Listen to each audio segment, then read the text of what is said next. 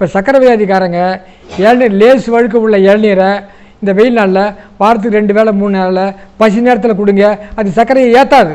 ஏன் அப்படின்னு கேட்டால், எந்த ஒரு உணவோ அல்லது எந்த ஒரு மருந்தோ சாப்பிட்டால் நம் மலஜல கழிவுகளை நல்லா வெளியேற்றிச்சின்னா அது எல்லா நோய்க்கும் மருந்து. நான் பகுத்தறிவுடைய மனிதன், நான் விஞ்ஞானம் தெரிஞ்ச மனிதன் என்று சொல்லுகின்ற அது இயற்கைக்கு புறம்பாக வாழலை. நாம் இயற்கைக்கு புறம்பாக வாடுறோம். 6 அறிவு படித்த மனிதன், சந்திர மண்டலத்தை தொட்டவன், செவ்வாய் கிரகத்துக்கு ஆராய்ச்சி பண்ணுறவன், அவங்க வாழ்ந்து ஆட்சியில் இருக்கும்னு சொன்னாங்க. இன்று வளர்ந்துள்ள உலக விஞ்ஞானம் என்பது இந்த பூமியை அழிப்பதற்கு போதுமானதுன்னு சொன்னாங்க. அப்படி உஷ்ணமான பிரபஞ்சத்தை விட்டு உள்ள நீ குளிர்ச்சியான சார்ந்த வச்சுக்கிட்டீங்கன்னா வெளியே வரும்போது அது உன்னை அழிக்கிறதா இல்லையா? பங்குனி சித்திரை வெயிலில் போய் அருவு வெட்டினான், அவனுக்கு நீர் சுருக்கு வரல, சிறுநீரக நோய் வரல, ஒரு நோய் இல்லாத 70-80 வருஷம் நல்லா இருந்தான்.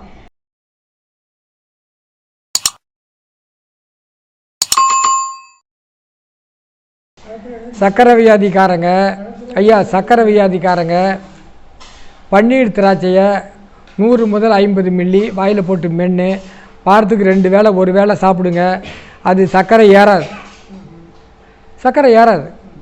இப்போ சக்கரை வியாதிக்காரங்க இளநீர் லேஸ் வழுக்க உள்ள இளநீரை இந்த வெயில் நாளில் வாரத்துக்கு 2 வேளை 3 நாளில் பசி நேரத்தில் கொடுங்க, அது சர்க்கரையை ஏற்றாது. ஏன் அப்படின்னு கேட்டால், மருந்து அல்லது உணவை ஒரே ஒரு விஷயத்தை தெரிஞ்சுங்க. எந்த ஒரு உணவோ அல்லது எந்த ஒரு மருந்தோ சாப்பிட்டால் நம் மலஜல கழிவுகளை நல்லா வெளியேற்றிச்சின்னா அது எல்லா நோய்க்கும் மருந்து. நீங்கள் சாப்பிடக்கூடிய ஒரு உணவு அல்லது மருந்து, அதை சாப்பிட்டா உங்கள் உடம்பிலிருந்து மலஜல கழிவுகளை வெளியேற்றுமானால் அது எல்லா நோய்க்கும் மருந்து. நீங்கள் சாப்பிடக்கூடிய உணவோ அல்லது மருந்தோ உங்கள் மலஜலத்தை தடைப்படுத்துமானால் அது உங்கள் நோயை அதிகப்படுத்துவது மட்டுமில்லாமல் உங்கள் உடலை கெடுத்துவிடும். உடலை கெடாதவாறு பாதுகாக்க வேண்டுமானால் நாம் சொன்ன மாதிரி கழிவுகளை வெளியேற்றணும், இந்த மாதிரி தன்மையில் உண்ணணும், நம்ம சித்தர்கள் சொன்ன உணவு பழக்கத்துக்கு வரணும், இயற்கை வாழ்வியல் முறையை கையாளணும். அதாவது இயற்கையான வாழ்க்கையை வாழ்பவர்கள் நோய்வாய் உருவது இல்லை. இயற்கையான வாழ்க்கையை வாழணும்னா அதுக்கு நாம் 6 அறிவு உடைய மனிதன் 5 அறிவு உடைய பிராணிகளை காப்பி அடிக்கணும். நான் பகுத்தறிவுடைய மனிதன், நான் விஞ்ஞானம் தெரிஞ்ச மனிதன் என்று சொல்லுகின்ற இந்த மனிதர்கள் எல்லாம் உடல் நலம் நன்கு பேண வேண்டுமானால் 6 அறிவுடைய மனிதா, நீ 5 அறிவுடைய பிராணியை பார், அதன் வாழ்க்கையை காப்பி அடித்தாவது நல்லபடியாக வாழ். ஏன் அப்படின்னா அது இயற்கைக்கு புறம்பாக வாழலை, நாம் இயற்கைக்கு புறம்பாக வாடுறோம், இயற்கைக்கு விரோதமாக மனிதன் வாழ்கிறான். அன்றைக்கு நம்ம முன்னோர்கள் கட்டின வீட்டில் சூரிய வெளிச்சமும் காற்றும் வந்தது, கழிவுகள் வெளியே போச்சு. ஐயா, நம்ம முன்னோர்கள் கட்டின வீடெல்லாம் உள்ளார வாசல் இருக்கும், உள் வாசல் இருக்கும், பாவடி சுற்றி வீடு இருக்கும், நடுமத்தில் தண்ணி மழை தண்ணி உள்ளே விழும், தண்ணி விழுந்து வெளியே ஓடுற மாதிரி இருக்கும், வெளிச்சமும் காற்றும் உள்ளே வரும். அன்றைக்கு மின்சார விசிறி இல்லை, மின்சார விசிறி தேவையில்லை, புரியுதுங்களா? இன்றைக்கு புழுங்குற வீடை கட்டிட்டோம், வர்ற வேலையை அடக்கிறோம், புழுங்குற வீட்டில் உட்காந்துருக்குறோம். அதாவது காத்தோட்டம் இல்லாத வீட்டுக்கு போனால் புழுங்குனா வேறு வரும், வேறு வெளியே வந்தால் அதை அடக்கிறதுக்கான சேனல் இப்போ விசிறி போட்டிருக்கோம். அந்த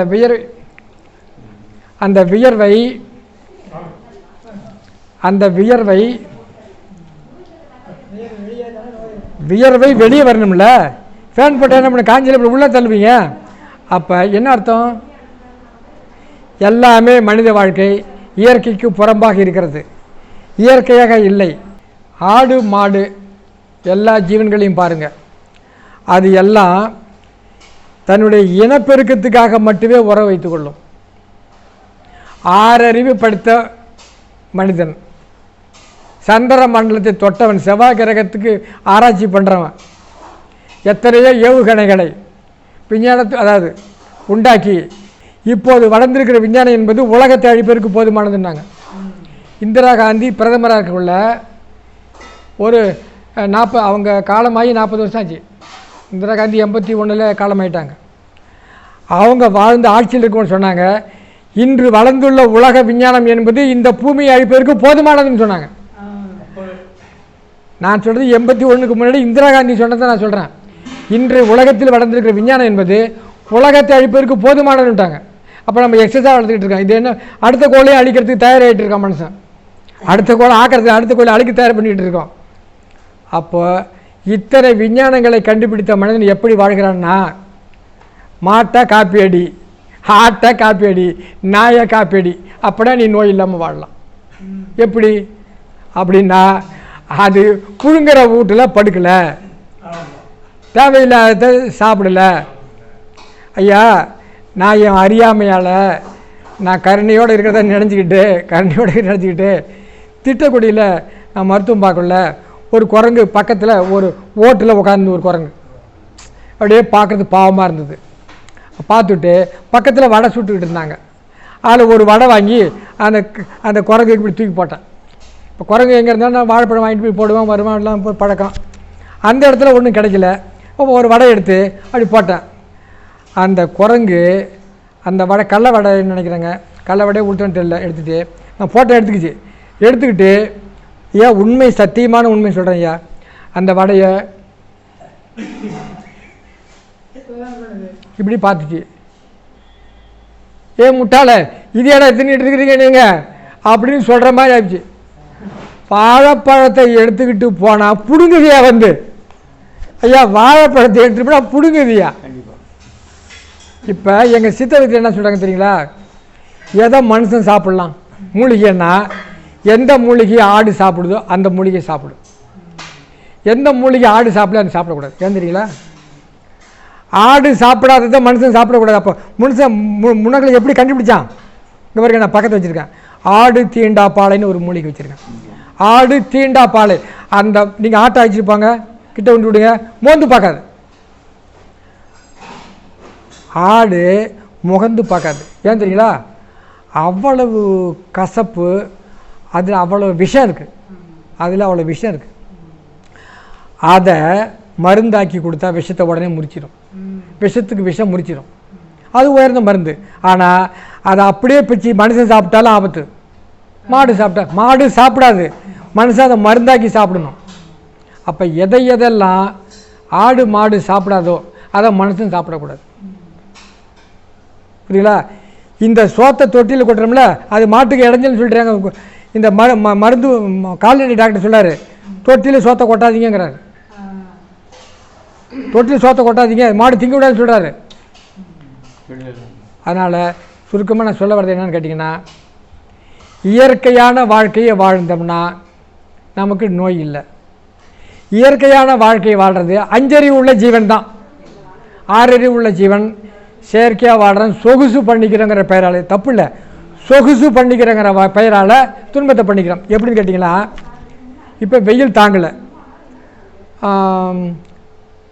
அது என்ன பேர் வச்சுக்கிறோமே, ஏசி, ஏர் கூலரை வச்சுக்கிறோம். இதில் நீங்கள் உள்ளே உட்காந்துருக்க வரைக்கும் நல்லா இருக்குங்க. இப்போ கடுமையான வெயில் அடிக்கும்போது 2 மணி நேரம் குளிர் சாதனத்துக்குள்ளே இருந்துவிட்டு, வீட்டில் இருந்துவிட்டு வெளியே வந்தீங்கன்னா 2 மடங்கு வெயில் உங்களை தாக்குதா இல்லையா? வெயிலே இருக்கிறவங்கள என் தாக்கம் இருக்காது. 2 மணி நேரம் குளிர் சாதன அறையிலிருந்து வெளியே வந்த உடனே அது தாக்கிறது 2 மடங்கு உங்களை தாக்கும். அப்படி தாக்கும்போது 2 மணி நேரத்தில் இருந்த குளிர் உங்களுக்கு நல்லது பண்ணலை, கெடுதல் தான் பண்ணிக்கிட்டீங்க. அதாவது சூடான ஒரு பாத்திரத்தை, ஒரு முடையை, ஒரு மண் பாத்திரத்தை, புது ஒரு மண் சட்டியை அடுப்பில் வச்சு நல்லா சூடேற்றுங்க, நல்லா சூடேற்றுங்க, கைப்பிடிக்க சூடேற்றுங்க. திடீர்னு அதில் ஒரு 4 லிட்டர் தண்ணி தொப்புன்னு ஊற்றுங்க, முடை வெடிச்சு போகும். சூடேற்றின ஒரு மண் பாத்திரத்தில் தண்ணீரை குடிநீர் தண்ணி ஊற்றினோடனே வெடிச்சு போயிடும். புரிஞ்சுங்களா? அப்போ உஷ்ணமானத்தில் குடித்தா அழிவுங்கிறது நிச்சயம் இல்லை. அப்படி உஷ்ணமான பிரபஞ்சத்தை விட்டு உள்ள நீ குளிர்ச்சியான சார்ந்த வச்சுக்கிட்டீங்கன்னா வெளியே வரும்போது அது உன்னை அழிக்கிறதா இல்லையா? அப்போ இது குளிர் சாதனம் இல்லை. இந்த பாருங்கள், மாங்காய் மரம், அதுக்கு மேலே வேப்ப மரம், அதுக்கு மேலே தென்னை மரம், அது கீழே போய் படுத்து பாருங்கள், எந்த ஏசியும் அதுக்கு நிகர் கிடையாது. கம்மஞ்சோத்தை மோர் விட்டு கரைச்சி வெங்காயம் தொட்டுட்டு நம்ம முன்னோர் சாப்பிட்டான். பொழுதுக்கு பங்குனி சித்திரை வெயிலில் போய் அருவு வெட்டினான். அவனுக்கு நீர் சுருக்கு வரல, சிறுநீரக நோய் வரல, ஒரு நோய் இல்லாத 70-80 வருஷம் நல்லா இருந்தான். அவனுக்கு வெயில் தாக்கி சிறுநீரக நோய் வரல, பித்த நோய் வரல, மஞ்சகாமாலை வரல, ஒன்றும் வரல, திடகாத்திரமாக வாழ்ந்தான். வேர்வை வெளியே போச்சு, உழைச்சான், சாப்பிட்டான், நல்லா இருந்தான். எவ்வளோ எண்ணெய் சேர்த்துக்கிட்டாலும் அவனுக்கு கொழுப்பு வரல, கெட்ட கொழுப்பு வரல. நீங்கள் உணவகத்தில் போய் நம்ம என்ன பண்ணுறோம்? எண்ணெய் போட தோசை போடுங்கிறோம். ஏன்? உழைப்பை நிறுத்திட்டோம். உழைப்பை நிறுத்தினப்படி எதையும் உங்களுக்கு ஜீரணமாகும். அதனால் இயற்கைக்கு விரோதமான வாழ்க்கையை நாம் வாழ்ந்து கொண்டிருக்கிறோம். இயற்கைக்கு திரும்ப வேண்டும். எதற்காக? நாம் மருந்து மாத்திரை இல்லாமல் வாழ, மருந்து மாத்திரை இல்லாமல் வாழ நாம் இயற்கைக்கு திரும்ப வேண்டும் என்று சொல்லி மீண்டும் பேசுவதற்கு சந்தர்ப்பம் வரும்போது அடுத்து பேசும்போது நான் பேசுகிறேன் என்று கூறி உரையை முடித்துக் கொள்கிறேன். நன்றி, வணக்கம். அல்பெருஞ்சோதி.